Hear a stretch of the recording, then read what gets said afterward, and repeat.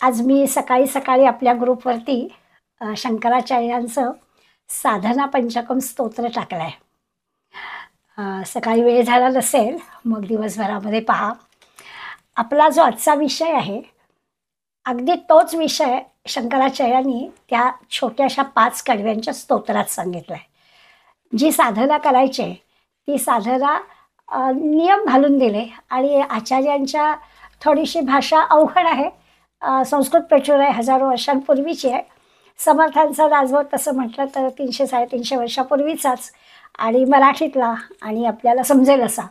त्यामुळे त्याच सगळ्या 5 कडव्यात सांगितलेली साधना ही या समासामध्ये आपल्याला सांगितले. म्हणून मुद्दाम आपल्याला ते स्तोत्र ऑडिओ पण टाकलं आहे आणि ज्यांच्याकडे प्रार्थना प्रीती नावाचं पुस्तक आहे त्यांच्याकडे ते स्तोत्र मिळेल सुद्धा. आपला जो आजचा समास आहे त्या समासामध्ये ज्या पायऱ्या सांगितल्या, आता मी म्हटलं तसं साधनेच्या पायऱ्या सांगितल्या. प्रत्येक वेळी आपल्याला लक्षात असं येतं की समोर असणाऱ्या सर्व प्रकारच्या श्रोत्यांना समजावा असा विषय समर्थ मांडण्यासाठी सोपं करून आपल्याला सांगतात. आता या ज्या साधनेच्या पायऱ्या सांगितल्या त्या जाणारे अगदी पूर्णत्वाच्या शोधापर्यंत, म्हणजे अगदी आत्मसाक्षात्कारापर्यंत. परंतु आत्मसाक्षात्कारापर्यंत जायचं असलं तरी बद्ध, मुमुक्षु, साधक, सिद्ध 4ही जणांना तिथपर्यंत जाता येईल अशा प्रकारच्या पायऱ्या सांगितलेल्या आहेत. म्हणजे बा हे हमारे बस की बात नाही आहे असं कोणी म्हणू शकणार नाही, तर सगळ्यांना हे जमेल अशा प्रकारच्या पायऱ्या आणि अगदी अखेरपर्यंत आत्मसाक्षात्कारापर्यंत घेऊन जाणारे आहेत. सुरुवातीला समर्थांनी आपल्याला असं म्हटलं की आधी कर्माचा प्रसंग, कर्म केले पाहिजे सांग, कदाचित पडिले व्यंग तरी प्रत्यवाय घडे. पहिली सुरुवातच त्यांनी मुळे कर्माने केली. एकीकडे आत्मसाक्षात्कारापर्यंत नेणार आहेत पण कर्म केल्याशिवाय राहता येणार नाही हे लक्षात घेऊन त्यांनी आपल्याला पहिली सुरुवातच सांगितली की काय करायला पाहिजे. की किती जरी आत्मसाक्षात्कार झाला तरी सुद्धा कर्म चुकत नाही, कर्म करावंच लागतं. म्हणून मग बद्ध असू दे, मुमुक्ष असू दे, साधक असू दे, सिद्ध असू दे, कुणी असू दे, त्याला कर्म करायचंच आहे. फक्त आता फरक काय करायचा तर ते जे काही आपण कर्म करतो त्या कर्म अवस्थेमध्ये कर्माचं त्यांच्या ह्याच्यात स्वरूप बदलतं. म्हणजे बद्ध जे कर्म करेल आणि मुमुक्षु करेल किंवा साधक करेल किंवा सिद्ध करेल, कर्म करेलच पण त्या कर्माचं स्वरूप बदलून जाईल.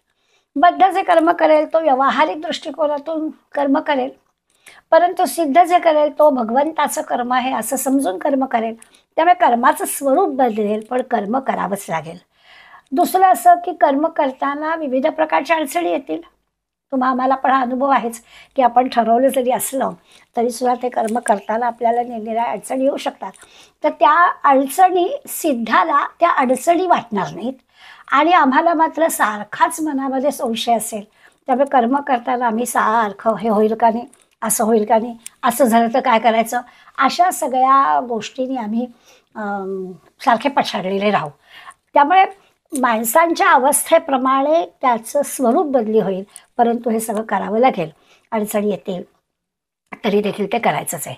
आता या सगळ्यामध्ये समर्थ आपल्याला पहिली पायरी सांगतात की काय करावं तर त्याच्यासाठी भगवंताचं स्मरण करायचं. येऊन देत अडथळे आले तरी, येऊन देत अडचणी आल्या तरी देखील त्याच्या स्मरणाने काम करायचंच आणि अडचणी अडथळ्यावर मात करायची. असं करून पहिली आपल्याला साधनेतलं पहिलं सांगतात की काही नाही, त्याच्या स्मरणात राहा, सतत त्याचं स्मरण करा म्हणजे काम होईल. म्हणजे आपल्या कर्माच्या मागे भगवंताची प्रेरणा असायला हवी हे आपण मान्य करायला हवं. आता त्याची दुसरी बाजू, भगवंताची प्रेरणा माझ्या कर्माच्या मागे असायला हवी असं जेव्हा मी म्हणते तेव्हा त्याची दुसरी बाजू अशी असते की मी करते असं होतच नाही, त्याच्या प्रेरणेनं माझ्या करवी केलं जातं. असा विचार केला की त्यातला जो मी करते हा जो प्रकार आहे तो जाईल. म्हणजे एकाच ह्याच्यात दोन्ही गोष्टी होतील. आपल्याला सांगताना समर्थ सांगतात की भगवंताच्या स्मरणात काम सुरुवात केली म्हणून ही कर्म आरंभिले, काही एक सांग घडले, जेथे जेथे अंतर पडिले तेथे तेथे हरिस्मरण करावं कर्म. जिथे जिथे अंतर पडलाय म्हणजे काही अडचण आली, काही अडथळा आलाय, हरिस्मरण करावं.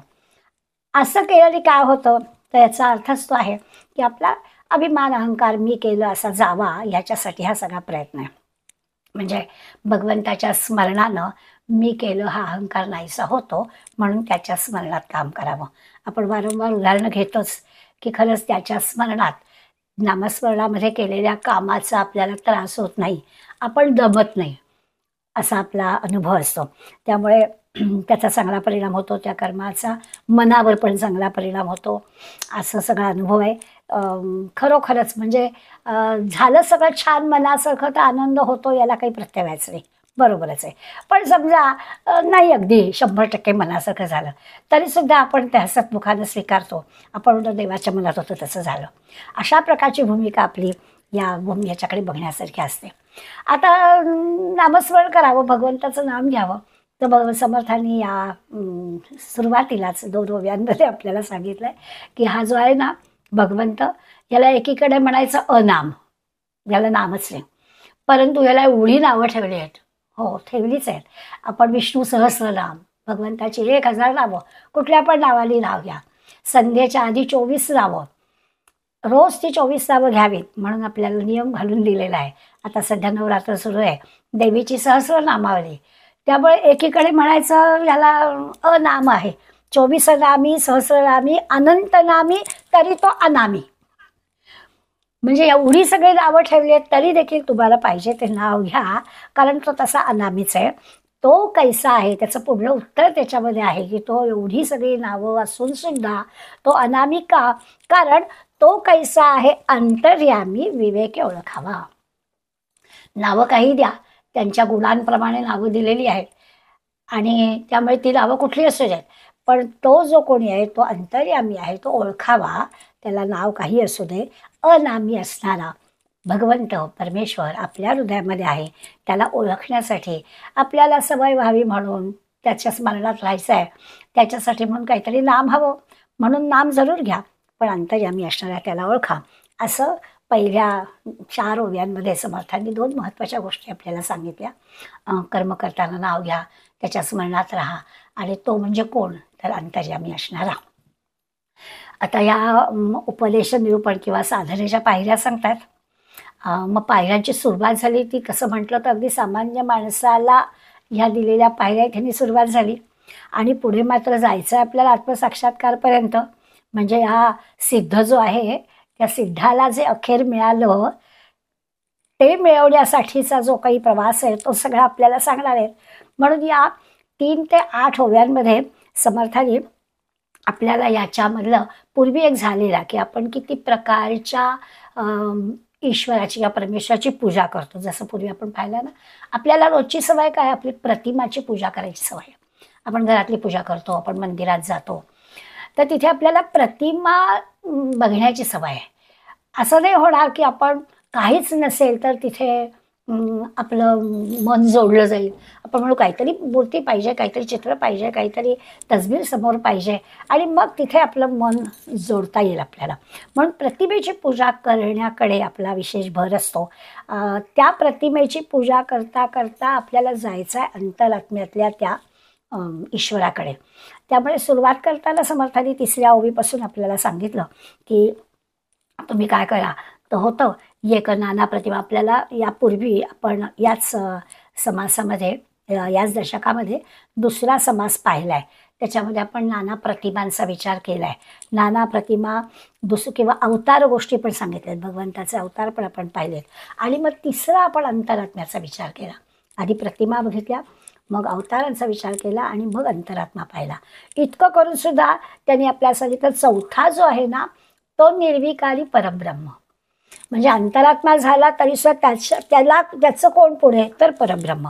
अशा 4 प्रकारच्या देवांचा विषय पूर्वी याच दशकामध्ये 2ऱ्या समासात आपण केला आहे. त्याची पुन्हा एकदा आठवण फक्त आत्ता समर्थांनी या 3 ते 8 ओव्यांमध्ये आपल्याला करून दिले. ते म्हणतात याचं चिंतन करावं. याच्या चिंतनाचा फायदा काय होतो, आपण माणसं अशी होत ना, कुठलीही गोष्ट करायला सांगितली की आधी त्याचा फायदा काय होतो तो आम्हाला लागतो. मग त्यांनी त्याचा फायदा आपल्याला सांगितला की एकदा हे जर कळलं ना तर आपलं कर्म निर्दोष होतं. आपण जे काही करतो आहोत सगळीच काही कामं आपण पारमार्थिक म्हणून करत नाही आहोत, तर कुठलंही कर्म केलं असं ते त्याच्यामध्ये दोष राहत नाही. म्हणजे मुळात भगवंत कसा आहे याचा सतत जर आपल्याला विचार करायचा असेल, चिंतन करायचं असेल, तर आपण काय करायला पाहिजे, तर त्या परमात्म्याचं स्मरण ठेवलं पाहिजे आणि त्या स्मरणात आपण कर्म केलं पाहिजे. आत्ता म्हटलं तसं अगणित नावं आहेत, आवडेल त्या नावाने स्मरण करावं, कुठल्याही नामाने भगवंताला हाक मारावं. तो अनामी आहे तरी देखील आपल्या आवडीनं आपण जसं आपलं उदाहरण म्हणून घ्यायचं, किती किती आपल्या नातवंडाला नावं असतात, पण तरी एक आजीचं वेगळं खास नाव असू शकतं, आजोबांचं एखादं खास नाव असू शकतं, त्याच नावाने आपण हाक मारतो. आता त्याचं काय आहे, त्याचं कारण आहे, ते प्रेमाचं लाडाचं कौतुकाचं नाव असतं.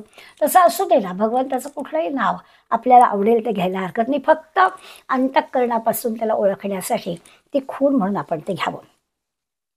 रोज घरामध्ये आपण देवाच्या प्रतिमेची किंवा आपल्या घरातल्या काय आपली जी कुलदेवता असेल, गणपती असेल, कृष्ण असेल, त्याची पूजा करतो.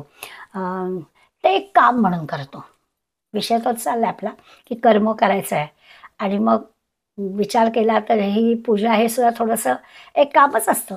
सकाळपासून आपल्या यादीत असतं, अंघोळ पूजा व्हायची, तर ते पूजा हे कर्म आहे. आता त्या पूजेमध्ये आपल्याला मन घालायचं आहे आणि ती पूजा जी काही आहे त्या पूजेतला आनंद आपल्याला घ्यायचा आहे. मुंबईत राहणाऱ्या आम्हाला ह्या पूजेतला आनंद कसा घेता येतो, कितपत घेता येतो याचा अनुभव प्रत्येकाला आहे. त्याचं काही वर्णन करायची आवश्यकता नाही. आपण कितीही जरी मान्य केलं तरी खरोखरच, अगदी खरोखरच ते एक काम म्हणून केलं जातं. कधीतरीच सुट्टीच्या दिवशी आणि आज मनसोक्त माझी पूजा होणार आहे असं म्हणून आपण करतो तो भाग वेगळा, पण नाहीतर एक काम असंच त्या पूजेकडे बघितलं जातं. पण तरीसुद्धा समर्थांना ते मान्य आहे. ते म्हणतात की घरातल्या देवांची पूजा, ती प्रतिमांची किंवा त्या मूर्तीची पूजा तुम्ही करता, ओळखा ना देव कसा आहे ते जाणून घेतलं की काम झालं. त्यामुळे समर्थांची आपल्याला मान्यता आहे की घाई गडबडीमध्ये आपण काम म्हणून जरी ती पूजा करत असलो तरी सुद्धा मनाने ठरवा की आपलं काम झालं. आता ज्या ठिकाणी आपण म्हणजे 10वी ओवी आहे याच समासातली, त्याच्यात तरी म्हटलं आहे, आधी म्हटले पूजा घेता ती प्रतिमा अंगा येतो अंतरात्मा, अवतारी तरी निजधामा येऊन गेले, हे आधी सांगितलं. आणि मग म्हणतात परी ते निजरूपे असती, ते निजरूप ते जगज्योती. म्हणजे ते काम म्हणून केलं, प्रतिमांची पूजा किंवा तसबिरीला अगदी पुसलं, गंध फूल वाहिलं, हे सगळं जरी केलं तरी आपल्या हृदयामध्ये असणाऱ्या त्या आत्म्याला ओळखा, म्हणजे ती पूजा आपली झाली असं तरी आपल्याला सांगितलं. म्हणून ते 10व्यामध्ये परी ते निजरूपे जगज्योती सत्वगुणतयेस म्हणती जाणती घडा. सगळं ना शेवटी आपल्या वागण्यावर, स्वभावावर समर्थांचा भर जास्त आहे. तर हे सगळं करायचं, पण अंतरात्मा ओळखायचा आणि निस्पृहपणानं आपण ते कर्म करतोय का, तसं कर्म निस्पृहपणे झालं तर आपलं काम झालं. इथे आपल्याला लक्षात येईल, निजरूपे असती म्हटलं आहे ना, परी ते निजरूपे असती. कोणाबद्दल म्हटलं आहे, परी ते निजरूपे असती. त्या निज म्हणजे स्वतःच्या रूपातच ते असतात. ज्ञानी लोक जे आहेत त्यांनी देह ठेवल्यानंतर त्यांचं दर्शन अनेकांना होतं. संत मंडळींच्या बद्दल असं अनुभव सांगतात लोक की त्यांचं नंतर अनेक वेळा दर्शन होतं आणि तो जो काही अनुभव येतो, त्याची जी प्रचिती येते, हे आपण काही खोटं मानत नाही आहोत, खरं आहे, हे असं घडू शकतं. कारण त्याचं असं आहे की भगवंताच्या मार्गाला जो चालतो, भगवंताच्या महात्म्य जो ओळखतो, त्याला ह्या अशा प्रकारचा अनुभव येतो. कारण ते जे ज्ञानी आहेत ते मुक्त होऊन गेलेले आहेत, त्यामुळे त्यांचा असा अनुभव येणं, त्याची प्रचिती येणं हे काही चुकीचं नाही आहे. ते ज्ञानी मुक्त होऊन गेले, त्यांचं सामर्थ्य ह्या दृश्य जगामध्ये दिसतं आणि म्हणून आपण स्वपुण्य मार्गे चालावे, भजन देवाचे वाढवावे, असं जे समर्थांनी सांगितलं आहे ते लक्षात ठेवावं की अशी येते प्रचिती. मला वाटतं काल परवाच कधीतरी आपण कालच असेल गजानन महाराजांच्या पोथीतला प्रसंग पाहिला की गजानन महाराज आले काय आणि समर्थ आले काय. समर्थ येतील असं स्वप्नामध्ये दृष्टांत दिला आहे की मी नक्की 9मीला येईन, आणि तसा प्रत्यक्ष अनुभव आला. ज्याची अशी निष्ठा असते त्याला तो दृष्टांत येतो आणि तसा अनुभव येतो. अशी कितीतरी मंडळी आहेत. आता हा जो काही उपासनेचा म्हटलं तर येणारा अनुभव आहे, तो अनुभव येईल तरच मी खरा, असं काही मानायचं काही कारण नाही आहे. पण ह्या 3 ते 8 ओव्यांमध्ये समर्थांनी परमात्म स्वरूप ओळखावं, त्याची भक्ती करावी. तसं केलं तर हा भवसागर यशस्वीपणानं आपल्याला पार करता येतो. अखंड उपासनेत राहावं असं आपल्याला सांगितलं आहे. पूजा काय किंवा नामजप काय किंवा ध्यान काय, जी काही आपल्या साधनेतली रोजच्या सवयीचा भाग असेल, कुठलाही असू दे, ते जे तो जो प्रकार आहे उपासनेचा, आपण निवडलेला किंवा आपल्याला जमलेला प्रकार आहे. इतकंच कशाला, मानसपूजा. काही नाही, नुसतं शांत बसायचं आणि मनाने या सगळ्या पूजेचा विषय करायचा, ते पण मान्य आहे. किंवा नवविधा भक्ती आपण पाहिली, तेही समर्थांना मान्य आहे. या सगळ्या प्रकारांमध्ये एकच आहे की ही सगळी जी काही सेवा आहे, ही जी काही सगळी उपासना आहे, ती निष्काम करायला हवी. ते झालं तर ती उपासना खऱ्या अर्थानं ठरते. काहीतरी मला मिळावं म्हणून देवाची उपासना असं फक्त करायचं नाही, तो देणारच आहे. अशी सवय आपल्याला लावायची आहे. त्या उपदेश निरूपणामधल्या पहिल्या 2 पायऱ्या आपण पाहिल्या, त्या सोप्याच पाहिल्या.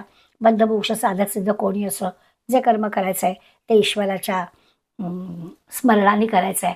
नंतरची पाहिजे मात्र थोडीशी आहे की जे काही आपण करणार आहोत, मग कर्ममागे उपासना जरी करायची असली तरी ती उपासना निष्काम भावनेनं करायची. ही थोडीशी पायरी अवघड आहे, पण त्या पायरीवरून आपल्याला त्यांनी जायला सांगितलं आहे. 9 ते 13 या ओव्यांमध्ये समर्थ आपल्याला ह्या नित्य नैमित्तिक पूजा करणाऱ्याच्या मनात सुद्धा परमेश्वर असतो. त्याच्या अंतरामध्ये अंतरात्मा, या अंतरात्म्याचा जो म्हणजे एक प्रकारे ती पूजेतूनच तो प्रगट होतो. ती पूजा करतानाच तो अंतरात्मा कळतो. आणि हा अंतरात्मा जणू काही मनुष्य देह धारण करून पृथ्वीवर येतो, म्हणजे यालाच अवतार असं म्हणायचं.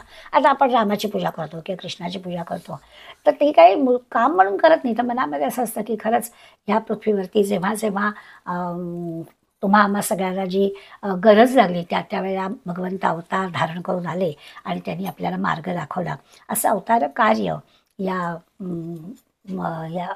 राम आणि कृष्णाच्या ह्याच्यातून आपण नेहमी सांगत असतो.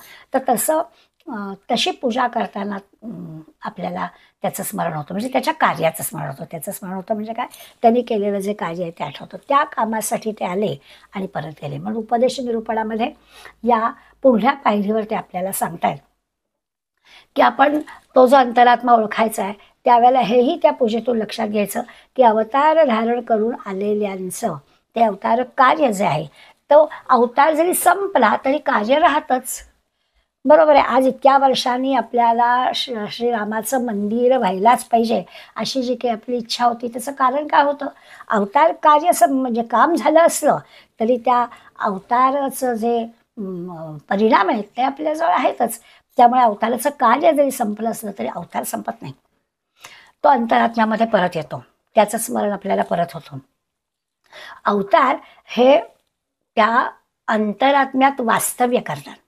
9 ते 13 ओव्यांमध्ये भगवंत आपल्याला समर्थ आपल्याला सांगतात, जाणीव रूपे जगदांतरे प्रस्तुत वर्तती शरीरे अंतःकरण विष्णू येणे प्रकारे ओळखावा. कसं ओळखायचं, सुरुवातीला सांगितलं की एवढी हजारो नावं आहेत तरी तो अनामी आहे. आता आपल्या अंतरात्म्यातल्या या भगवंताला ओळखायचं, तर तो कसा ओळखायचा, तर त्या कार्याने ओळखायचा. श्रीराम माझ्यामध्ये आहे, त्या रामाच्या कार्याने आपण त्याला ओळखायचं. आता जबाबदारी आली, तो राम माझ्या हृदयात आहे त्याला ओळखायचं म्हणजे रामाचं कार्य ओळखायचं. जबाबदारी काय आली की एकीकडे आम्ही सत्यवचनी राम असं म्हणणार, म्हणजे आम्हाला सत्यवचनी राहायला पाहिजे. अशा अर्थाने आपल्याला अवतार हे अंतरात्म्यात वास्तव्य करतात. अवतार संपला तरी कार्य राहतं. याचा अर्थ काय, कार्य संपल्यावर ते निजधामी गेले, अवतार घेऊन आले, ठरलेलं काम केलं आणि ते निजधामी परत गेले असं म्हटलं जातं. तर खरं आहे, पण तरी देखील अंतरात्म्याच्या रूपाने तुमच्या आमच्यामध्ये ते आहेतच. त्याच्यासाठी आपल्याला मग वेगवेगळी नावं दिलेत त्याला. स्वस्वरूप म्हटलंय अंतरात्मा म्हणजे, किंवा जगदात्मा म्हटलंय, किंवा आणखी अगदी सोपं वाटणारं शुद्ध सत्वगुण, सत्वगुणाच्या सुद्धा पलीकडे असं शुद्ध सत्वगुणी म्हटलंय. अशा कुठल्याही नावाने त्याला ओळखा, पण अशा ह्याच्यात तो आपल्या अंतरात्म्यात चिरंजीव आहेच. आणि म्हणून जबाबदारी आपली वाढली की तो अंतरात्मा ज्यांनी हे अवतार कार्य करून दाखवलाय तो आपल्यामध्ये आहे, त्याच्या कार्याचं स्मरण आपल्याला करायचं आहे. म्हणजे त्याच्याजवळ जे गुण आहेत त्या सगळ्या गुणांचा विचार मी केला पाहिजे आणि तसं माझं आचरण पण झालं पाहिजे. आता हे असं राम आणि कृष्णाचं नाव घेतलं ठीक आहे, पण असे कोट्यावधी देव आहेत आणि हे सगळे आपल्याला अनुभवाली जातात. नाव आहेत ना, सहस्र नामावली आहे, त्यांच्या त्यांच्या कार्यामुळे ते नाव मिळालेलं आहे. म्हणून या सगळ्यांचा विचार जर आपण करायचं म्हटलं तर आपल्याला जे काही कुठलंही कर्म करायचं ते कर्म किती आपल्याला सावधानपणे करायला हवं ते आपल्याला कळेल. आणखीन एक विषय याच 13 ओव्यांच्या आधी एक आला आहे. खरा आपल्याला शब्द माहिती आहे, प्रकृती आणि पुरुष शब्द आपण पाहिला आहे. आणि पुरुषः या शब्दाची फोड पण संस्कृत काय, पुरुषयती इति पुरुषः. पुरी म्हणजे नगर, देहरूपी नगर आहे आणि या देहरूपी नगरामध्ये जो राहतो तो पुरुष. या संबंध विश्वामध्ये जो राहतो तो विश्वात्मा, इथे जो राहतो तो जीवात्मा. काही नावं द्या, जीवात्मा, परमात्मा, विश्वात्मा म्हणा. आणि हे अनेकदा आपलं झालेलं आहे की तो आपल्या पिंडामध्ये राहतो म्हणून त्याला आपण नुसतं जीवात्मा म्हटलं, जगदीशामध्ये विश्वामध्ये राहतो म्हणून त्याला विश्वात्मा म्हटलं. आता जसं आपल्या अंतर्यामी हा ईश्वर आहे तसं ह्या विश्वाच्या अंतर्यामी सुद्धा एक जाणीव आहे, शुद्ध जाणीव आहे. आणि ती शुद्ध जाणीव म्हणजे सगळ्या देहांना चालवणारी ती शुद्ध जाणीव आहे. या देहाला चालवणारी आतमध्ये जाणीव आहेच, त्याला आपण आत्ता म्हटलं अंतरात्मा म्हटलं, जीवात्मा म्हटलं. आणि तो चालवतोय असं म्हटलं. त्याच्यासाठी काय काय जबाबदारी आपल्यावर आणि काय काय आपण काळजीपूर्वक कर्म केलं पाहिजे ते पाहिलं. आता पुढला विचार केला की या विश्वाची पण एक जाणीव आहे आणि या विश्वाची जाणीव जी आहे म्हणजे त्या विश्वाचं जे अंतःकरण आहे, जसं आपलं अंतःकरण तसं ह्या संबंध विश्वाचं पण अंतःकरण आहे. आणि म्हणून त्याला विष्णू असं म्हटलं. ह्या आत्ता म्हणजे तो विष्णू आहे जगदांतरी, जगताच्या अंतरी जो आहे तो विष्णू आहे, तोच आपुल्या अंतरी. आता म्हटलं तर तोच आपल्या अंतरात आहे.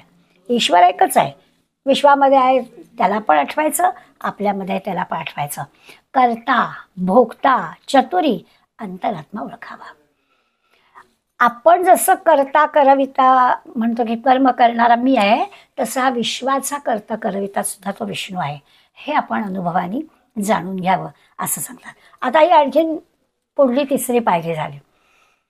हळूहळू जरा अवघड पायऱ्या आपल्याला घ्यायला लागत आहेत. सुरुवात बरी झाली होती आपली की ठीकच आहे बाबा, कर्म करायचं आहे तर आत्मसाक्षात्कारपर्यंत जायचं आहे, नेमकं कुठपर्यंत पोचायचं आहे. तर आपल्याला आनंदच झाला की अरे बा, ह्या मार्गाने गेलं तर आपण एव्हरेस्ट शिखर चढून जाणार असं आपल्याला वाटलं. पण आताच्या ज्या पायऱ्या आहेत त्या तशा म्हटलं तर अवघड आहे. आणि म्हणून आपल्या लक्षात येईल की या नगरात राहणाऱ्या त्या ईश्वराला जसं आपण स्मरलं तसं या विश्वात असणारी जी जाणीव आहे, त्याचा जो देव आहे त्याला देखील आपल्याला समजून घ्यायचं आहे. आणि या जाणीवेला म्हणजे त्याचं जे अंतःकरण, विश्वाचं जे अंतःकरण आहे त्याला विष्णू असं म्हटलं. पुढल्या 14 पासून 18व्या ओवीपर्यंत आपल्या अंतःकरणात वास करणारा अंतरात्मा आहे आपल्याला कळलं आहे, विश्वामध्ये वास करणारा विष्णू आहे हे पण आपल्याला कळलं आहे. आणि याला बोलता बोलता आपण असं म्हटलं की याला जाणीव असा शब्द वापरतात. हे पण आपण अगदी पहिल्या दशकामधल्या दुसऱ्या समासामध्ये गणेश स्तवन जेव्हा पाहिलं होतं तेव्हा जाणीव शब्द पाहिला होता की गणेश म्हणजे काय, तर असणारी शुद्ध जाणीव. आपण त्याला मूर्तीमध्ये बघतोय, आपल्याला पटकन गणेश म्हटलं की डोळ्यासमोर मूर्तीच येते, अगदी बरोबर आहे. परंतु ती शुद्ध जाणीव आहे, त्याला गणेश असं म्हटलं. तसं इथे पण आपल्या लक्षात येईल की इथे पण आपल्या अंतःकरणामध्ये किंवा या विश्वाच्या अंतःकरणाचा आपण विचार केला त्या सगळ्यामध्ये खरंच नेमका ईश्वर म्हणजे काय, तर ती जी विश्वाच्या अंतर्यामी असणारी जी शुद्ध जाणीव आहे ती जाणीव म्हणजे अगदी सोपं सांगायचं झालं तर ही शुद्ध जाणीव आपल्या प्रत्येक हालचालीला प्रेरणा देणारी असते. आपली कुठलीही जी काही शारीरिक हालचाल होते त्या हालचालीला आतून जी प्रेरणा मिळते ती प्रेरणा देणारी जी जाणीव आहे ती ही ईश्वराची जाणीव आहे. ईश्वर आपल्याला आतून प्रेरणा देतो. छान झोपलेलो असतो पण आपल्याला जाग येते आणि आतूनच प्रेरणा मिळते की पाणी प्यायला हवं आहे, कोण देतं ही प्रेरणा? खरं तर झोपलेलो आहोत. एक क्षणभर कदाचित आळस सुद्धा येत असेल की कुठे आता उठायचं आणि मांडवीचं जाऊ दे, पण नाही, त्यातली प्रेरणा आपल्याला उठवते. इतक्या छोट्या मोठ्या गोष्टींपासून आपल्या लक्षात येईल की आतमध्ये असणारी जी शुद्ध जाणीव आहे, म्हणजे ईश्वराची जाणीव आहे, ती ईश्वरी जाणीव आपल्याला सातत्यानं त्यांच्या अस्तित्वाची ओळख देत असते. आपण त्यांना ओळखत नाही. असा अंतरामात त्यांनी आपल्याला ओळखायला सांगितलंय. हे विश्वाचं अंतकण आहे. विश्वामध्ये सुद्धा नेमकं काय करावं ह्याची जाणीव आहे आणि त्या जाणीवेप्रमाणेच कार्य होत असतं. आता ही जी आपल्याला एक अभंग आहे ना, जाणीव नेणीव भगवंती नाही, हरिपाठामधला अभंग आहे. तर भगवंताच्या इथे जाणीव नेणीव नाही आणि इथे आता आपल्याला म्हणतात की तो ईश्वात्मा किंवा तो अंतरात्मा आहे, ती म्हणजे शुद्ध जाणीव आहे. मग आपण गडबडतो की म्हणजे काय? एकीकडे म्हणत भगवंती जाणीव नेणीव काही नाही, तर भगवंती जाणीव नेणीव नाही म्हणजे भगवंत तुमच्या कर्माप्रमाणेच तो वरती सगळं नोट डाऊन करणार आहे. त्या अर्थाने त्याच्याजवळ जाणीव नेणीव आहे. हा आपला हा परका असा भेद नाही. आपलं जे काही कर्म आहे त्याप्रमाणे त्याच्याकडे हे असेल. आणि इथली जी जाणीव आहे, अंतरात्म्याची जाणीव, ती म्हणजे तो ईश्वर. अशा दोन्हीतला अर्थ आपण लक्षात घेतला तर आपल्याला समजेल. आपण बोलतो, चालतो, ऐकतो किंवा आपल्या ज्या काही आपला परका भेद आपल्याजवळ असतो. खरं म्हणजे हे सगळं जे काही आपण करतो ते सगळं पाहिलं तर सगळ्यांचं जर अंतःकरण एकच असेल तर सगळ्यांचे एकच गोष्ट का होत नाही असा प्रश्न पडेल. प्रत्येक माणसाचं हे वेगळं वेगळं असतं आणि ते वेगवेगळं का असतं ह्याचं उत्तर पण आता आपल्याला खरं म्हणजे माहिती आहे. फक्त आपल्याला दरवेळेस हे लक्षात आणून द्यावं लागतं की जर का आतमध्ये सगळ्यांच्या ईश्वर आहे, ती जाणीव शुद्ध सगळ्यांच्यामध्ये आहे, प्रेरणास्थान तेच आहे, तर मग आपल्या या सगळ्या अशा आचरणामध्ये वेगळे वेगळे पण का आहे असा प्रश्न आपल्या मनात येतो. तर सगळ्यांचं अंतःकरण जरी एकच एक असलं तरी प्रत्येक माणसाला आपल्या देहाबद्दल असणारं प्रेम आहे, आपल्या देहाबद्दल असणारी आसक्ती आहे, आपलं जे सत्वरज तम आहेत त्याचं प्रमाण आपलं कमी जास्त आहे. नेहमीसाठी नाही, ते प्रमाण वेळोवेळी कमी जास्त होत असतं असं पण आहे. म्हणजे आत्ता आपण सगळेजण एका ग्रंथाच्या अभ्यासाला बसलोय, आपण सगळ्यांचा आपला सत्वगुण वाढलेला आहे. पण समजा आपण एखादा टी व्हीवरती काय कुठले बघत असलो तर त्यामध्ये जे चाललेलं आहे आणि त्यामध्ये चालणारी एखादी गोष्ट आपल्याला बिलकुल आवडलेली नाही आहे, तर त्यावेळेला आपला राग उफळून आला तर तेव्हा आपला तमोगुण वाढलेला असतो. त्यामुळे या सत्वरज तमाचं वेळोवेळी आपलं जे काही चढ उतार असतात त्याचा विचार होतो. आणि मग ही अंतरात्मा जरी एकच असला, प्रत्येकाजवळ तो असला, शुद्ध जाणीव जरी एकच असली तरी आपल्या सगळ्या कर्माच्या प्रत्यक्ष कृतीमध्ये वेगवेगळा फरक दिसतो. इतरांपासून प्रत्येकजण कसा वेगवेगळा असतो आणि मग त्यामुळे तो अंतरात्मा वेगळा भासतो. आता हे सगळं होतं त्याचं कारण असं पण म्हणतं की देहाचं प्रेम आहे, देहाची आपली आसक्ती आहे. आयुष्यभर आपण खरं म्हणजे हा देह आहे असं समजूनच सगळं जीवन जगत असतो. नेहमी माऊली उदाहरण देतात, महासागरात जशा लाटा येतात ना, लाटा येतात आणि जातात, तसं या विश्वामध्ये माणसं येत असतात, जात असतात, सारखं चालूच असतं, निर्माण होणं आणि नाश होणं. हा अंतरात्मा असं सागर आहे, मोठा सागर आहे आणि त्याच्यामध्ये असे अनेक विश्व निर्माण होत असतात आणि नाश पण पावत असतात. स्वर्ग, मृत्यू, पाताळ या सगळ्या तीनही विश्वामध्ये सगळी त्याचीच सत्ता चालत असते. म्हणून त्याला म्हणतात स्वतः त्रैलोक्यनाथ असं म्हणतात, त्रैलोक्याचा नायक म्हणतात. त्याचं कारण तेच आहे. हा सगळा विचार समर्थांनी आपल्याला करून जाणीवपूर्वक सांगितलं आहे की ही जी साधना करायची आहे, उपदेश पण सांगतो आहे, आत्मसाक्षात्कार पण जायचं आहे, पण अडथळे कुठे येतात तर ते असे असे अडथळे येऊ शकतात. या सगळ्यावर आपल्याला मात करायला उपाय एकच आहे, त्याचं स्मरण ठेवणं. त्याचं स्मरण ठेवायचं आणि आपण आपलं काम करायचं. आता इथून पुढे मगाशी ज्या साधना पंचकाचा मी उल्लेख केला, त्या साधना पंचकामध्ये आचार्यांनी म्हणजे समर्थांनी ना बद्ध, मुमुक्षु, साधक, सिद्ध चारांसाठी उपदेश दिली, साधना दिली. जायचं जे स्थान आहे ते एकच ठेवलं. पण आचार्यांनी मात्र सुरुवात जी केली ते महावाक्याच्या चिंतनाने केली.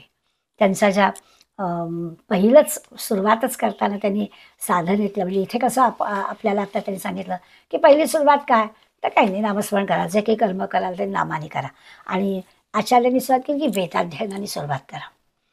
पहिल्याच कडव्यामध्ये आचार्य म्हणतात वेदांनी सांगितलेलं कार्य करा. मग वेदांनी सांगितलं तेच कर्म भगवंताला अर्पण करायचं. मग वेदांनी सांगितलं आहे तसं कर्म करा. कामना मनात ठेवू नका, कर्म भगवंताला अर्पण करा. काही पाप झालं असेल, चुकीचं कर्म घडलं असेल तर त्या पापाचं क्षालन करा. आणि पुढला मुद्दा सांगितला संसार सुख हे काही शाश्वत नाहीये. त्यामुळे काय करा, आत्मस्वरूप ओळखायचा हे करा. ते आत्मस्वरूप ओळखण्याचा प्रयत्न केला की मग आचार्य म्हणतात की घर सोडून बाहेर राहा. आता याचा अर्थ घर सोडून जा असं नाही बरं का. घरातले म्हणजे प्रपंचातले जे काही आपलं मन गुंतलेलं असतं त्या मनाला बाहेर काढा. असं पहिलं कडवं जे आहे ते आचार्यांनी ह्याच गोष्टी सांगितल्यात. आत्ता आपण जे काही समर्थांनी काय सांगितलं पाहिलं तर ह्याच गोष्टी पाहिल्या, फक्त आपल्याला सोप्या भाषेमध्ये. आणि आचार्यांनी वेदाध्ययनाची सुरुवात केली असल्यामुळे असं वाटतं की अरे बापरे, म्हणजे आचार्यांच्या गुरुकुलात राहणारी जी मंडळी आहेत त्यांच्या पुरतंच हे आहे की काय असं वाटेल. पण अगदी पहिल्या कडव्यामध्ये वेदाध्ययनाने जरी सुरुवात केली असते तरी सांगितलं जे समर्थाने सांगितलं तेच. समर्थाने सुद्धा 19 ते 25 ओव्यांमध्ये या उपदेशाचा विचार करताना महावाक्याचं चिंतन करायला सांगितलं. तत्वमसी म्हणजे काय, अहम ब्रह्मास्मी म्हणजे काय हे बघायला सांगितलंच आहे, ऐकायला सांगितलंच आहे. ह्याच्यातून ईश्वराचा अनुभव, स्वस्वरूपाचा अनुभव घ्यायला सांगितला आहे. म्हणजे आपल्याला शुद्ध ब्रह्माचा अनुभव यायला हवा याचा पण विचार समर्थांनी केला आहे. पण आपल्या समासाच्या अखेरच्या टप्प्यात गेले, एकदम सुरुवातीलाच वेदाध्ययन करायला सांगितलं तर तुम्ही आम्ही जरा गांगरून जाऊ ना, म्हणून तेव्हा सांगितलं नाही. आणि 18 ओव्यांमध्ये हाच पहिला मुद्दा थोडा वेगळ्या भाषेमध्ये सांगितला. आणि आता मात्र 19 ते 25 ते सांगतायत की काय करायचं तर स्वस्वरूपाचा अनुभव घेण्यासाठी, देहाचा निराश करण्यासाठी, स्वस्वरूप जे आहे अंतरात्मा जो आहे त्याचा विचार करण्यासाठी या महावाक्यांचं चिंतन करायचं. परब्रह्मस्वरूप करण्यासाठी महावाक्याचं चिंतन करायला पाहिजे. या शंकराचार्यांनी सांगताना सांगून झालेला, समर्थांनी अनेकदा सांगून झालेला मुद्दा आहे, पण इथे आचार्यांनी सांगितल्यामुळे पुन्हा आपण त्याचा उल्लेख करू. दुसरं जे 5 कडव्यांमधलं दुसरं जे कडवं आहे, पहिल्या कडव्याचं मी आता विचार सांगितलं आपल्याला की अगदी किती तर घरातलं लक्ष काढून टाकणं इथपर्यंत त्यांनी सामान्य माणसाला काय करायचं, आपण जे काय, पण त्यांनी त्यातलं घरातलं लक्ष जरा कमी करावं. मग अशी जे सांगितलं की अहंकार बाजूला करायला पाहिजे, अभिमान बाजूला करायला पाहिजे, मी केलं असं व्हायला नको. तोच मुद्दा आचार्यांनी सांगितला की आपलं जे प्रपंचातलं लक्ष आहे ते थोडंसं कमी करावं. चूक होते कर्म करताना, प्रत्येक वेळेला की आपण बरोबरच करू असं नाही तर चूक होईल, म्हणून पापक्षालन करावं, कामना ठेवून कर्म करू नये. हे सगळे मुद्दे पहिल्या कडव्यात सांगितले. दुसऱ्या कडव्यामध्ये सत्संग करायला सांगितला. आता महावाक्यांचं विवरण करण्यापूर्वी ते महावाक्य सांगणार कोण समजावून ते पाहिजे ना, म्हणून सत्संग करायला सांगितला. सत्संग करण्यासाठी एखाद्या सद्गुरूच्या चरणाशी जाण्यासाठी अंतःकरणामध्ये भक्ती हवी. त्यामुळे सद्गुणांचा संग्रह, सत्संग करावा आणि त्या महावाक्यांचं विवरण ऐकायला योग्य व्यक्तीकडे जावं, सद्गुरूंची सेवा करावी, सद्गुरूंकडे जावं, सद्गुरू महावाक्यांचं विवरण करतील. कारण महावाक्य काही अशी वाचून येणारी नाही आहेत. आपल्याला सगळे उपनिषदातली महावाक्य सांगते, वेदांची महावाक्य सांगताना एक एक कथा सांगतात की नुसतं अहम ब्रह्मास्मी असं म्हणून नाही, तर अहम ब्रह्मास्मी कळलं का, ते कळण्यासाठी किती किती काळ जावा लागतो. कारण अहम म्हणजे मी आणि ब्रह्म म्हणजे दुसरं असं असेल तर नाहीच कळलं. आणि हे कळण्यासाठी निरनिराळ्या उपनिषदातल्या कथा आपल्याला आधार देतात. त्यामुळे त्याचा पण विचार याच्यात त्यांनी केला की असं होतं. हे करता करता ज्या गोष्टी कष्टदायक आहेत, दुःखदायक आहेत, त्रासदायक आहेत त्या गोष्टींचा त्याग करावा. आता मगाशी आपण पाहिलं की संसारातलं लक्ष कमी करावं. इथे जर वेगळ्या शब्दात सांगितलं की काय करावं की ह्या महावाक्यांचं विवरण किंवा महावाक्यांचं सद्गुरूकडून अर्थ समजून घेताना समजा काही अशा वाटेत कष्टदायक, त्रासदायक, दुःखदायक गोष्टी आल्या तर त्यांचा त्याग करावा. आणि मग आपल्याला तत्वमसी म्हणजे काय, अयमात्मा ब्रह्म म्हणजे काय, अहम ब्रह्मास्मी म्हणजे काय या सगळ्याचा अर्थ कळेल. सगळ्या चारी वेदांचे चारी जी महावाक्य ज्याला म्हणतो त्या सगळ्या वाक्यांचा अर्थ आपल्याला कळेल. या शेवटच्या भागामध्ये समासामध्ये समर्थांनी आपल्याला हे सगळं उत्तम प्रकारे जर आपल्याला करता आलं निष्काम पद्धतीनं, वेदवाक्यांचा अभ्यास, सद्गुरूंचं स्तवन, सद्गुरूंची सेवा, मग त्यांच्याकडे ही मागणी परिप्रश्नेन सेवया, आपल्या मनातल्या शंका विचारायच्या, सत्संग करायचा, हे सगळं आपल्याला अगदी छानपैकी जमलं, अडचणी काही आल्या नाहीत, तरी देखील भगवंताचं स्मरणातच राहावं. अनेकदा आपण मीच म्हणजे कुठल्या लेव्हलला आपल्याला अहंकार त्रास देईल याचा भरोसा नाही, म्हणून पुन्हा पुन्हा पुन्हा पुन्हा एकेका पायरीवर वरती चढताना सुद्धा त्याचं स्मरण राहावंच, हे आपल्याला आवर्जून समर्थ सांगतात. की असं नको व्हायला की आता तर काय मला वेदांची वाक्य कळली, मला अहम ब्रह्मास्मी कळलं, असं म्हणून चालणार नाही, भगवंताच्या स्मरणात राहायलाच हवं असं सांगतात. म्हणजे कुठेही कमतरता काही राहता कामा नये याचा प्रयत्न सगळ्या संतांचा चाललेला असतो. इकडे पण आपल्याला आचार्यांच्या स्तोत्रामध्ये असं दिसेल की या सगळ्या काय म्हणायचं वेदांच्या वाक्यांच्या अभ्यासाबरोबर त्यांनी आपल्याला काही गोष्टी दिल्यात. काय करावं तर म्हणे अल्प खावं. आता खरा काय संबंध नाही आहे ना आहाराचा ह्याच्याशी, पण तरीसुद्धा या वाक्यांचा अर्थ लावायचा, या सगळ्या क्षेत्रामध्ये आता हातात शिरायचं तर म्हणे काय करायला पाहिजे तर अल्प भोजन, अल्प बोलणं. बरं त्या काळात आचार्य काय किंवा समर्थ काय भिक्षा मागूनच त्यांची रोजची दुपारची वेळ भागायची, तर ती कमीत कमी अन्नाची गरज राहील, कोणाकडे याचना करायची नाही, जे मिळेल त्याच्यात संतोषाने राहायचं, अशा पद्धतीने आपल्या आहाराचा आणि आपल्या बोलण्याचा, जिभेची जी दोन कामं आहेत त्या दोन्हीचा विचार उपदेशामध्ये त्यांनी केला, साधनेमध्ये केल्या. आपल्याला पण लक्षात येईल की हेवी अन्न घेतलं की आपल्याकडून साधना होणार नाही. आपण नेहमी म्हणतो की एवढं पोटभर खाल्ल्यावर आता काय आता झोपावंसंच वाटेल. त्यावेळी साधना करायची झाली असेल, काही अभ्यास करायचा असेल तर अल्प आहार झाला पाहिजे. अलिप्त राहणं, तटस्थ राहणं, सगळ्यातून आपलं मन काढून घेणं, या पण गोष्टी आपल्याला त्यांनी करायला सांगितल्या. सगळं समर्थ जसं सांगतात, साधू दिसते वेगळं आले परिते स्वरूपी मिळाले, असं वारंवार आपल्याला आठवण होईल, अशाच गोष्टी आपल्याला तिथे दिसतील. अशा पद्धतीने काळजी घेऊन जर आपण कर्म केलं तर आपल्याला खऱ्या अर्थानं हे सगळं सहजपणानं आत्मसाक्षात्कारापर्यंत जाता येईल.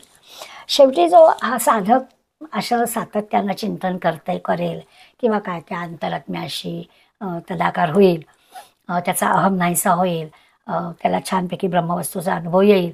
समर्थ सांगतात अशा प्रकारचा अनुभव घेणं ही एक वृत्ती आहे.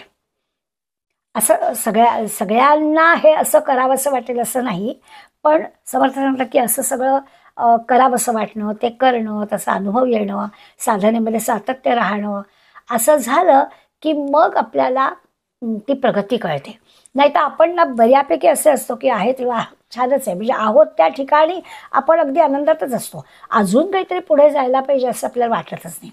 इथे आपल्याला समर्थ सांगतात की असा अनुभव येणं आणि त्या अनुभवामध्ये किंवा त्या साधनेमध्ये सातत्य राहणं, हे झालं की मग एका अर्थाने आपल्या बाकी सगळ्या गोष्टी एक तुकारामांचा अभंग आहे, वृत्तीशून्य झाली या संसारी.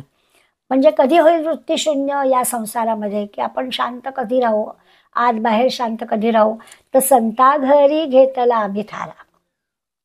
एकदा त्या संतांच्या पायाशी गेलं की ते सांगतील ते मग आपण आपल्या काही गोष्टी चालवणार नाही. साधू संता मागण यायची आता गोविंद गुण गाताना अखेरपर्यंत गोविंद गुण गावेत, अशा प्रकारची इच्छा त्या साधकाची होते.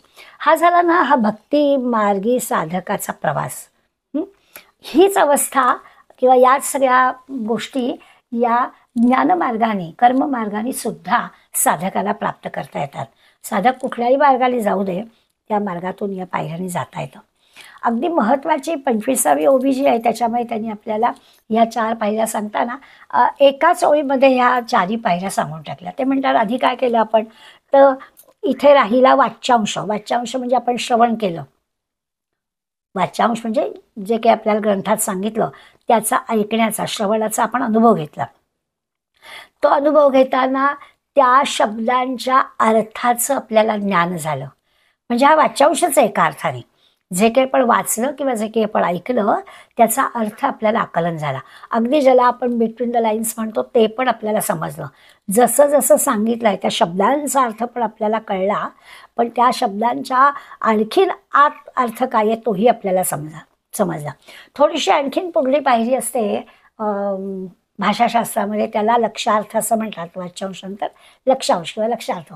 तर तोही आपल्याला आणखीन तिसऱ्या पायरीवर कळला. म्हणजे संतांना नेमकं काय सांगायचं आहे, ग्रंथांमध्ये नेमकं काय सांगायचं आहे, ती जी सद्वस्तू आहे, ते जे आत्मज्ञानाची गोष्ट आहे, तो जो परमेश्वर आहे त्याच्याबद्दल असणारं सगळं जे काही हे वाचांशाने पण आपल्याला कळलं होतं ते आता लक्षांशाने पण कळलं आहे. तो सद्वस्तूचा प्रत्यक्ष अनुभवाला पण अर्थ आपल्याला कळलेला आहे. म्हणजे आणखीन एक पायरी आपण पुढे गेलो आहे. श्रवण केलं आहे, ऐकलं आहे, त्या गोष्टीचं आपल्याला आकलन झालं आहे, म्हणजे शब्दांचा पण आपल्याला अर्थ कळला आहे, नव्हे आपल्याला बिटवीन द लाईन्स पण कळले आहेत, अभिप्रेत काय आहे संतांना तेही आपल्याला कळलं आहे. आणि एवढं सगळं झाल्यानंतर अखेरच्या ह्याला लक्षांशा सरिसा वृत्तिलेश तोही गेला. आणि मग शेवटच्या पायरीवर वृत्तीची निवृत्ती होते. मग आत्मसाक्षात्कार काय होतो तोही आपल्याला होणारच. अशा प्रकारची ग्वाही समर्थांनी या पायऱ्या सांगता सांगता उपदेश लक्षणामध्ये आपल्याला दिली.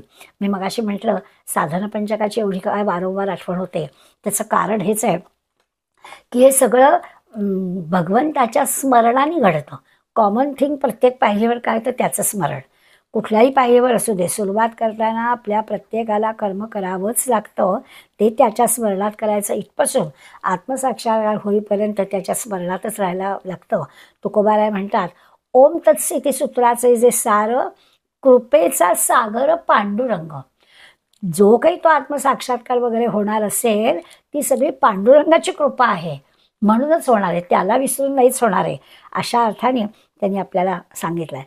अनेकदा आपण प्रयत्न करून सुद्धा अशी प्रगती होणं कठीण असतं. त्यावेळेला आपल्याला असं वाटतं, मग अशा वेळेला आपल्याला वाटतं काय आता त्यांच्यासारखा अनुभव की आपल्याला येत नाही. बघू भगवंताची काय इच्छा असेल तसं होईल. पण याचा अर्थ वारंवार आपल्या कर्माला तपासावं लागतं, काळजी घेऊन अगदी सावधानपणानं कर्म करावं लागतं. आणि इतकं करून सुद्धा जेव्हा आपल्याला आपल्या मनासारखं होत नाही तेव्हा आपण म्हणतोच ना नेहमी की काही अशा माहिती नसणाऱ्या अज्ञात काही गोष्टी असतात की त्याचा परिणाम आपल्या कर्मावर होऊ शकतो, हे आपण मान्यच करतो. अगदी रामाचा जरी म्हणजे अवतार जरी झाला, रामाला जरी सगळं माहीत होतं तरी देखील त्या हरणाचा मोह झालाच ना, माहीत होतं, मग तरी कशाला त्या हरणाच्या मागे गेला, असं होतंच की नाही. कुंतीला सुद्धा कर्णाचा त्याग करावाच लागला. त्यामुळे आपण आपल्या सावधानतेनं कर्म करत राहावे, प्रयत्नपूर्वक कर्म करत राहावं. नियतीचा काय निर्णय आहे तो निर्णय पण मान्य करावा. पण तरीसुद्धा या सगळ्या बद्ध मुमुक्षु साधक सिद्धाला आत्मसाक्षात्कारपर्यंत जाता येतच येतं अशी खात्री दोघंही संत, आचार्य काय किंवा समर्थ काय आपल्याला देतात. चौथ्या कडव्यापर्यंत आपण आलो. एक पाचव्या कडव्यामध्ये इथे जसं अखेरचा टप्पा समर्थाने सांगितलेला तसंच आपल्याला आचार्य पण सांगतात. ते म्हणतात की या सगळ्यासाठी लोकांतात असून सुद्धा एकांतात राहता आलं पाहिजे. भोवताली लोक असतील पण तरीही आपण एकांतात आहोत असं आपल्याला जमलं पाहिजे. म्हणजे काय करायचं तर त्या एकांतामध्ये चित्त स्थिर होतं. म्हणजे लोक भोवताली असून सुद्धा त्या मनाला जर परब्रह्मामध्ये आपण एकांतात राहायची सवय केली तर चित्त स्थिर करता येतं. स्वामी विवेकानंदांच्या अगदी बालवयातले सुद्धा काही प्रसंग आपल्याला याची स्मरण होईल असे असतात. अगदी म्हणे नरेंद्र मुलांच्यात खेळत होता आणि खेळता खेळता जसं मुलं आऊट झाल्यावर एका बाजूला बसतात तसा म्हणे तो बसला की त्याचं ध्यानच लागायचं. म्हणजे शांत बसला की खेळतोय, आजूबाजूला मुलं आहेत पण तरीसुद्धा तो स्वस्थ बसला की त्याचं चित्त एकाग्र व्हायचं. असं नरेंद्र असं बालवयातलं होतं. आणि मग त्यातलीच गोष्ट आपल्याला माहिती आहे की एक दिवस असाच बसला होता, चित्त एकाग्र झालं, ध्यान लागलं आणि मग ध्यानाबसले कधी तो एवढा नाग आला, खांद्यावरती चढला आणि दुसऱ्या बाजूने मुलं बघतायत, मोठ्या माणसाला बोलवून पण आणलाय, पण याला त्याचं भानच नाही. असे अनुभव जेव्हा या मोठ्या लोकांच्या चरित्रामध्ये आपण वाचतो तेव्हा आपल्या लक्षात येतं की हे एकांत म्हणजे काय, चित्त स्थिर करणं म्हणजे काय. आपण अगदी घरातली सगळी माणसं झोपलेली आहेत, अगदी अशा वेळेला जरा लवकर उठून आपली साधना करायचा प्रयत्न करतो, नाम घेतो, ध्यानाला बसतो, पण जरा खोटसुद्धा आवाज आपल्याला कळतोच की हो. आपलं चित्त एकाग्र होणं आणि अशी जी काही उदाहरणं आपण पाहतो, म्हणून त्या एकाग्र चित्त होण्याच्या शब्दाचा अर्थ आणि त्याचा लक्षार्थ, आत्ता जसं म्हटलं वाच्यार्थ आणि लक्षार्थ, वाच्यार्थाने आपल्याला कळलंय की चित्त एकाग्र होणं म्हणजे आजूबाजूचं काही आपल्याला भान नाही आहे, पूर्णपणानं आत असणाऱ्या त्या परमात्म्याशी आपण एकाग्र झालेलो आहोत, हे शब्दाच्या अर्थाने आपल्याला कळलं आहे. त्याचा जो खरा लक्षार्थ आहे, त्याचा जो अनुभव आहे, तो येण्यासाठीची जी तयारी आहे ती आपल्याला समर्थ आणि आचार्य करायला सांगतात. पुढे म्हणतात असं परब्रह्मामध्ये चित्त स्थिर झालं म्हणजे मग आपल्याला ब्रह्मसत्य जगन मिथ्या काय आहे त्याचा अर्थ कळेल. नुसतं आपण म्हणतो ब्रह्मसत्य, दृश्य जग आहे ते मिथ्या आहे, जे काही खरं आहे ते सगळं ब्रह्मच आहे, हे सगळं बरोबर आहे. हां, याच्यासाठी आपल्याला जे संचित आहे, क्रियमाण आहे आणि प्रारब्ध आहे, या सगळ्याचा पण विचार करायला हवं. जे संचित कर्म आहे, जे साठवून आलेलं आहे, ते आपल्याला संपायचंच आहे. क्रियमाण जे आत्ता जे आपण करतो आहे त्याच्या पण काही बंधनात राहायचं नाही आहे. प्रारब्ध आहे ते पण आपल्याला भोगवून टाकायचं आहे आणि त्या परब्रह्माशी एकरूप होण्याचा प्रयत्न करायचा आहे. ही जी काही साधना आहे, ही जी काही उपासना आहे, हा जो काही उपदेश आहे तो आत्मज्ञान प्राप्तीसाठी आहे. आणि दिसायला तर 25 ओव्या, पण या 25 ओव्यांमध्ये अगदी छोट्या कर्मापासून त्या आत्मसाक्षात्कारापर्यंत या साधकाने कसं जावं याचा एक जिना, पायऱ्या समर्थाने आपल्याला दिल्या. आता पुन्हा प्रश्न येतो, जेव्हा आपण दासबोधाचा अभ्यास करतो ना तेव्हा ह्या समासामध्ये हा विषय सांगण्यामागचा समर्थांचा उद्देश काय असेल. शेवटी अभ्यास त्यालाच म्हणायचं की ओव्या वाचल्या, ओव्यांचा अर्थ वाचला म्हणजे झालं असं नाही, तर त्याच्या मागे त्यांचा उद्देश काय असेल. तर मी परवा पण आपल्याला म्हटलं की ह्याचा भीमदशक नावाचा समास आहे. भीम याचा अर्थ आपल्याला कळतो की भीमाजवळ खूप मोठी शक्ती होती.